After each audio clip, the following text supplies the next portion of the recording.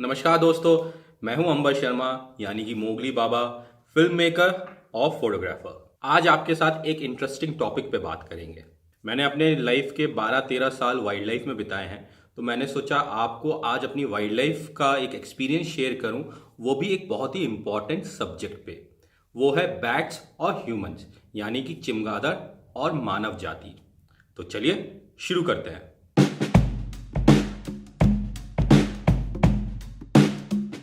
जब से कोविड 19 यानी कोरोना वायरस पूरी दुनिया में फैला है, तब से चमगादड़ और ह्यूमंस को लेके यानी मानव जाति को लेके बहुत सारी भ्रांतियां और डर चल रहा है। मेरा जितना भी एक्सपीरियंस वाइल्ड लाइफ में रहा, मैंने सारी स्पीशीज को देखा। जितना भी टाइम मैंने वाइल्ड लाइफ में रहा, उतना टाइम मैंने वाइल्ड लाइफ को समझने के साथ साथ इकोसिस्टम को समझने की कोशिश की, और वो ही मैं आज आपको बता रहा हूँ। तो चलिए बात करते हैं कि कितनी तरीके की चमगादड़ें हिंदुस्तान में मिलती हैं। अभी जितने मुझे नाम याद आ रहे हैं वो मैं आपको बताता हूं। जो सबसे कॉमन बैट हिंदुस्तान में मिलती है, यानी कि चमगादड़ मिलती है, वो है इंडियन फ्लाइंग फॉक्स, और उसको फ्रूट बैट भी कहते हैं। और ये अपने आप में सबसे बड़ी प्रजाति होती है बैट्स की। ये सबसे बड़ी प्रजाति से मेरा मतलब है कि सबसे बड़े साइज की होती है, कि बहुत बड़े विंग्स होते हैं, बहुत बड़ा इनका बॉडी स्ट्रक्चर होता है, तो इसलिए ये सबसे बड़ी चमगादड़ कही गई है। और इनका जो हैबिटाट होता है वो ज़्यादातर जो फॉरेस्ट एरिया हो गया या फिर स्वाम्प एरिया हो गया, या जहाँ पे बहुत ऊंचे ऊंचे घने पेड़ होते हैं, वो इनका घर होता है। जैसे कि आप देखेंगे शहर के आसपास जहाँ पे यूकेलिप्टिस का बगीचा होता है, यानी यूकेलिप्टिस की प्लांटेशन हुई होती है, वहाँ पे ये फ्लाइंग फॉक्स उल्टी लटकी हुई दिख जाती है। और इसका जो डाइट है वो डाइट है खासकर फ्रूट्स में इसके आम, अमरूद, सेब, मतलब जो भी फ्रूट्स आसपास मिलते हैं पेड़ों पे, ये उनकी डाइट लेती है। फिर एक और बैट है, वो है फॉल्स वैम्पायर बैट। ये भी एक तरीके की बैट है जो कि बहुत कॉमन है, हिंदुस्तान में मिलती है।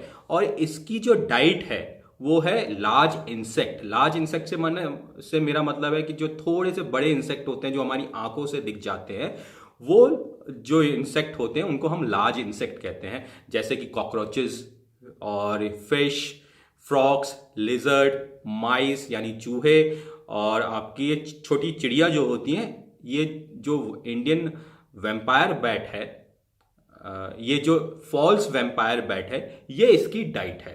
और ये जो रहती है वो रहती है आपके केव्स में, जो पहाड़ी इलाकों में जो केव्स होती हैं, या फिर जो पुराने खंडर होते हैं जिनमें मोखले बन जाते हैं, उसमें रहती है। और साथ ही साथ जो पेड़ होते हैं, पेड़ के अंदर जो मोखले बन जाते हैं, जैसे कोई डाली टूट जाती है तो उसके डाली टूटने की जगह पे एक छेद बन जाता है, तो वो जो है वहां पे रहती है।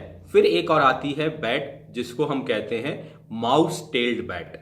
अब ये जो बैट है ये भी जो है आपकी खाती है फ्लाइंग इंसेक्ट्स, एंड्स, यानी कि आपकी जो ये चींटियां हो गई, लाल रंग के जो चींटे होते हैं जो पेड़ों पे बहुत सारा घर बना लेते हैं, टर्माइट्स यानी कि दीमक, और बीटल्स होते हैं जो जिसको हम डंग बीटल कहते हैं, काले रंग का बहुत मोटा सा भंवरा भी हम उसको हिंदी में कहते हैं। और मौत होती है एक बहुत बड़ी सी तितली, समझ लीजिए, बहुत सुंदर होती है। मैंने बहुत फोटोग्राफ की है मौत, खासकर कान्हा नेशनल पार्क में। मैं जब था तो मैंने मौत की फोटोग्राफी वहाँ बहुत की थी।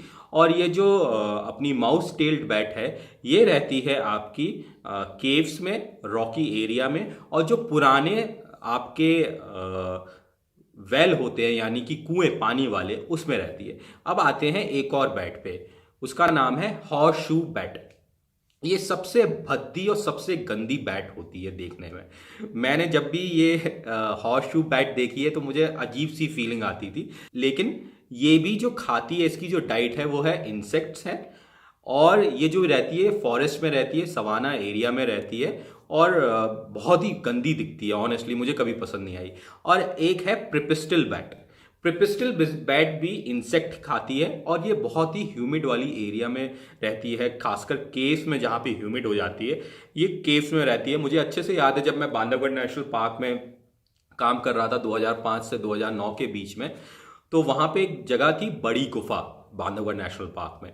तो बड़ी गुफा में एक गेट लगा हुआ था और वो बहुत हिस्टोरिकल प्लेस है बड़ी गुफा, क्योंकि वहाँ उसमें जो है बहुत सारी आदि मानव टाइम की पेंटिंग्स बनी हुई है और उसमें कमरे बने हुए हैं और उसमें जो है ये प्रिपिस्टिल बैट रहा करती थी। तो अब ये और भी बैट्स की प्रजातियां होती हैं, लेकिन आज मैं आपको इतनी ही प्रजातियां बता रहा हूं। तो आज मैं ये सब्जेक्ट लेके क्यों आया हूं कि ह्यूमंस और बैट का, क्योंकि जब से कोविड-19 शुरू हुआ है बहुत भ्रांतियां हुई, बहुत डर हुआ, खासकर कुछ शहरों में। एक रीवा के पास एक जगह है, वहाँ पे बहुत सारी बैट्स देखी गई।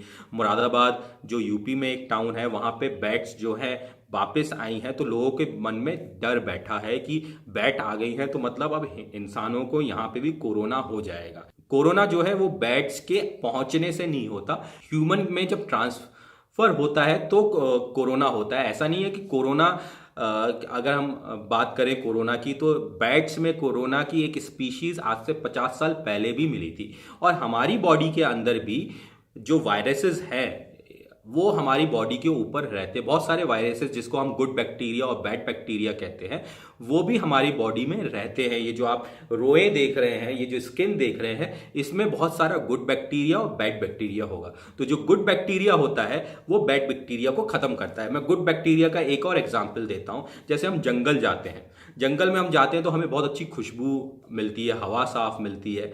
तो क्या जंगल में कभी गंदगी नहीं होती? जंगल में भी गंदगी होती है, क्योंकि जानवर की वेस्ट होती है, प्लस जानवर वहां मरता है, उसकी बॉडी होती है, उसके कंकाल होते हैं। तो वो जो है इकोसिस्टम ऐसा है कि जो गुड बैक्टीरिया है वो उन सब चीज़ों को ख़त्म कर देते हैं। जैसे कि जानवरों की हम हिंदी में कहें जो ड्रॉपिंग है, जो यानी पॉटी है, वो जो है खाद में गुड बैक्टीरिया बदल देता है, जो उसका फर्टिलाइजर का काम करता है। जो बॉडी है जानवर की, जो जानवर मर जाता है, जो सड़नी शुरू होती है, तो वो जो गुड बैक्टीरिया है वो को विदिन 24 टू 48 आवर्स में उस बॉडी को बिल्कुल ऐसा कर देता है, डीकम्पोज कर देता है कि वो खाद बन जाती है और फर्टिलाइजर का काम करता है। तो ऐसे ही हमारी बॉडी में भी गुड बैक्टीरिया और बैड बैक्टीरिया होते हैं। हर जानवर की बॉडी में गुड बैक्टीरिया और बैड बैक्टीरिया होते हैं। तो लोग ये कह रहे हैं कि अब हमारे घर के आसपास बैट्स आ गई हैं और हमें इनसे कोरोना हो जाएगा। तो कोरोना से बचने के लिए जानवरों से दूरी इस तरह बनाइए। जो सबसे कॉमन बैट आजकल शहरों में आ रही है वो इंडियन फ्लाइंग फॉक्स है, जो ऊंचे पेड़ों पे रहती है और बहुत बड़े पर होते हैं, उनके पर हिलते हैं तो आवाज़ आती है, लोग डरते हैं। तो ये फ्रूट्स के ऊपर रहती है। तो फ्रूट्स खाए हुए जो फ्रूट्स होते हैं वो ना खाए। जैसे फ्रूट्स गिर जाते हैं पेड़ों पे से, आधे खाए हुए होते हैं, तो आदमी सोचता है मैं खा लेता हूँ, मीठा होगा, जानवर का खाया है, तो उससे कोरोना हो सकता है। दूसरी चीज़, खाली फ्लाइंग फॉक्स देखने से, आई मीन बैट देखने से आपको लगेगा कि कोरोना हो सकता है, तो नहीं हो सकता है। जानवर जो हैं वो इंसानी सभ्यता के साथ आज से नहीं, आज से हजारों साल से रह रहे हैं, तो हमें उनसे डरने की ज़रूरत नहीं है। अब जैसे जैसे लॉकडाउन में चीज़ें बदल रही हैं तो इकोसिस्टम वापस अपनी जगह ले रहा है। मुंबई में, नवी मुंबई में फ्लैमिंगोज देखने मिल रहे हैं। तो अब जो है जैसे जैसे लॉकडाउन शायद और बढ़ेगा, इकोसिस्टम शायद और बेटर होगा, इकोलॉजी और बेटर होगी। तो हो सकता है कि जो जानवर यहाँ से चले गए थे वो जानवर वापस लौट के अपने रिहायशी इलाके में देखने मिले। बहुत सारी चिड़ियाँ हमें हो सकता है कि वापस देखने मिले। हो सकता है कि बहुत सारी इंसेक्ट्स जो हैं, जो चले गए थे, वो वापस हमें देखने मिले। जैसे चमगादड़ वापस लौटी है शहर के इलाके में। तो उनसे डरने की ज़रूरत नहीं है। इंसानी सभ्यता के साथ जानवरों का बहुत पुराना संबंध है। हमें उनसे बचने का तरीका ये है कि हम उनको भोजन ना बनाएं। जो कोरोना वायरस जो है चमगादड़ों से जो इंसानी खून में आया, वो इस प्रकार आया कि जो चमगादड़ का वायरस था, कोरोना वायरस, वो पेंगोलिन पे गिरता है और पेंगोलिन से जो पेंगोलिन खाते हैं वो उनके ह्यूमन बॉडी में चला जाता है। एक थ्योरी ये है। दूसरी तरफ मेरी बहुत सारे रिसर्च डॉक्टरों से बात हुई और ये मेरी थ्योरी है कि कोरोना वायरस जो है वो लैब क्रिएटेड है, क्योंकि कोई भी इतना स्ट्रॉन्ग वायरस जो है वो लैब में ही क्रिएट किया जा सकता है। जो नेचर के क्रिएटेड वायरस है वो इतने स्ट्रॉन्ग कभी नहीं हो सकते हैं।